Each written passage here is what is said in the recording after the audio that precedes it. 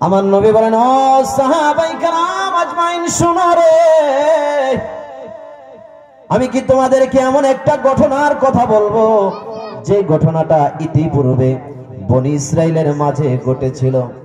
সাহাবায়ে কেরাম আজমাইন বলেন, ইয়া রাসূলুল্লাহ, ইয়া হাবিবাল্লাহ, নবী গো আপনি বলেন, আমরা মনোযোগ দিয়ে আপনার কথাগুলো শুনবো। আল্লাহর হাবিব বলেন, ও সাহাবায়ে কেরাম আজমাইন শোনো,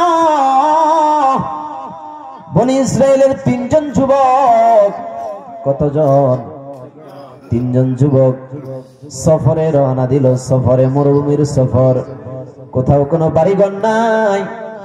সফরে রওনা দিল। হাঁটতে হাঁটতে কিছুক্ষণ যাওয়ার পরে প্রচন্ড বেগে বাতাস এবং বৃষ্টি আরম্ভ হয়ে গেল। হায় হায়, কোথায় যাবে? মরুভূমি, বাড়িঘর নাই। তিন বন্ধু চিন্তা করলো, আমরা কোথায় যাব? পাশে একটা পাহাড়ের গুহা ছিল, ওই গুহার মধ্যে তারা অবস্থান করলো। পাহাড়ের গুহা চিনেন না? পাহাড়ের গুহার মধ্যে অবস্থান করলো। অবস্থান করার পর আরো প্রচন্ড বেগে বৃষ্টি বেড়ে গেল, ঝড় তুফান আরো শুরু হয়ে গেল। পাহাড় থেকে একটা পাথরের খণ্ড এসে যে গুহার মধ্যে তারা আশ্রয় নিল, ওই গুহার মুখের মধ্যে এই পাথরটা পড়ে গেল। ঢুকছিল বাঁচার জন্য, এখন দেখি আরো বিপদ। ঢুকছিল কিসের জন্য? বাঁচার জন্য। এখন ঢুকে দেখে আরো বিপদ। কি করবে কি করবে? অক্সিজেন যা ছিল আধা ঘন্টা 1 ঘন্টা যাবে, এরপরে তো সেখানে গুহার ভিতরে মারা যাবে, কেউ খোঁজখবর পাবে না। তারা কি করলো? তিনজন যুবক থেকে একজন যুবক বলে উঠলো, ও যুবকরা, আল্লাহর ভয়ে এমন কি নেক আমল করেছো যেটা আল্লাহর ভয়ে তোমরা করেছো? ওই নেক আমলের উসিলা দিয়ে আজকের এই বিপদের দিনে আল্লাহর কাছে দোয়া করো, আল্লাহ তাআলা যাতে করে আমাদেরকে বাঁচায়। সুবহানাল্লাহ বলেন। ওই তিনজন যুবক থেকে একজন আল্লাহর কাছে ফরিয়াদ করলো, মালিক, জীবনে তেমন কোন নেক আমল করতে পারি নাই, তবে একটা নেক আমলের কথা আমার মনে পড়ে যায়।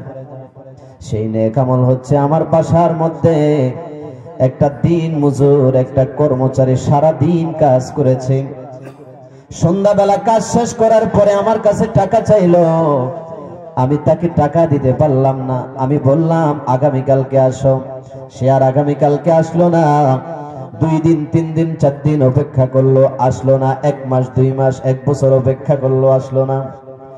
এরপরে কি করলো? এই টাকাগুলা দিয়ে সে একটা ছাগল কিনলো। ছাগল কেনার পরে এই ছাগল থেকে 1টা 2টা 3টা 4টা 5টা এভাবে ছাগল হতে হতে ছাগলের খামার হয়ে গেল। সুবহানাল্লাহ। এরপরে 5 বছর পরে ওই দিন মজুর, ওই শ্রমিক তার টাকার জন্য তার বাড়িতে গেল। বাড়িতে যাওয়ার পর বলছে, আমার যেই প্রাপ্য, আমার যে টাকা, আমার যে ন্যায্য মজুরি, সেটা আপনি আমাকে দিয়ে দেন। কয় ঠিক আছে, আমি তোমাকে তোমার পাওনা টাকা দিয়ে দিব। পাওনা টাকা দেওয়ার পরে এরপরে বলছে, ওই যে ছাগলের খামার দেখা যায়, ছাগলের পাল দেখা যায়, এই সমস্ত ছাগল তোমার, তুমি নিয়ে যাও। সুবহানাল্লাহ বলেন। দিন মজুর তো গরিব মানুষ। কয় আপনি আমার সাথে কি ঠাট্টা করেন, মস্কারি করেন? আমি গরিব মানুষ, আপনি আমার সাথে কি মস্কারি করেন? কয় না না। কয় বাজান রে, তোমার টাকাটা আমি এমনি এমনি ফেলে দিয়ে রেখি নাই। আমি তোমার টাকা দিয়ে একটা ছাগল কিনলাম। ছাগল কেনার পরে 1টা 2টা বাচ্চা দিতে দিতে হাজার হাজার ছাগল হয়ে গেল। অতএব এই ছাগলগুলা আমার না, এই ছাগলগুলা হচ্ছে তোমার। আজকের দিনে এই ছাগলগুলা তুমি নিয়ে যাও। জোরে কোন সুবহানাল্লাহ।